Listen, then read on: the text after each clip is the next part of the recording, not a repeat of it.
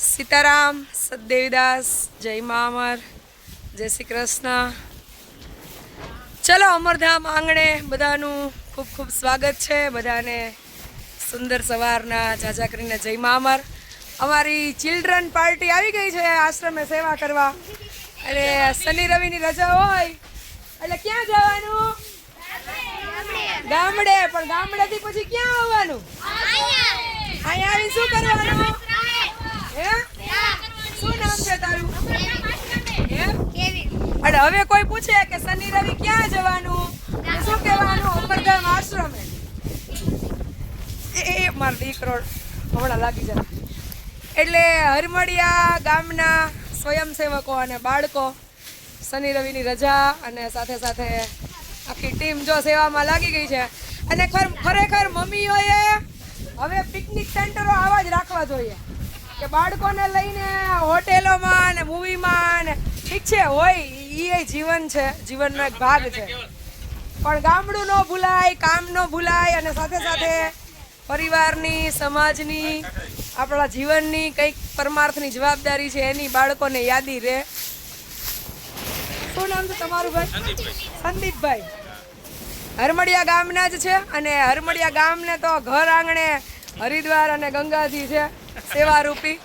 જેટલું નવાય એટલું નાઈ લ્યો. હા, પછી છોકરાઓને કઈ ગમશે નહીં કે હાલો રવિવાર આવ્યો હવે આશ્રમે જઈએ.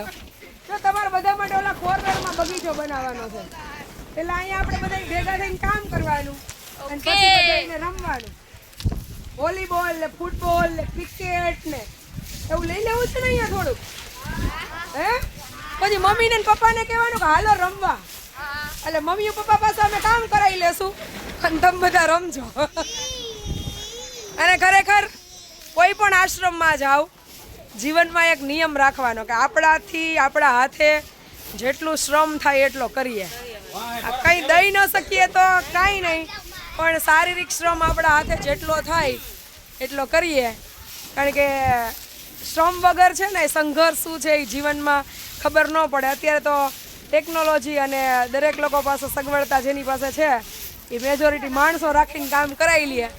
પણ આશ્રમ પર અમે નિયમ બનાવ્યો છે કે બધાએ કામ કરવાનું, મનોરંજનના સમયે મનોરંજન કરવાનું, પણ કામના ટાઈમે ઉકેડો હાથમાં આવે તો ઉકેડો હાથમાં લઈ લેવાનો. હા, એમ કોઈ કામમાં બાળકને એવું ન થાય કે આ કામ મારાથી ન થાય કે હું ન કરી શકું.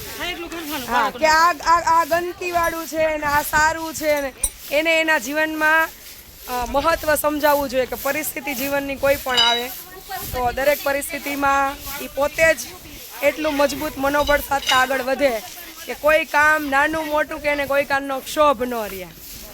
એટલે અષાઢી બીજનો પાવન પર્વનો ઉત્સવ ઉજવાઈ ગયો અને હવે બધા સફાઈમાં લાગી ગયા છે.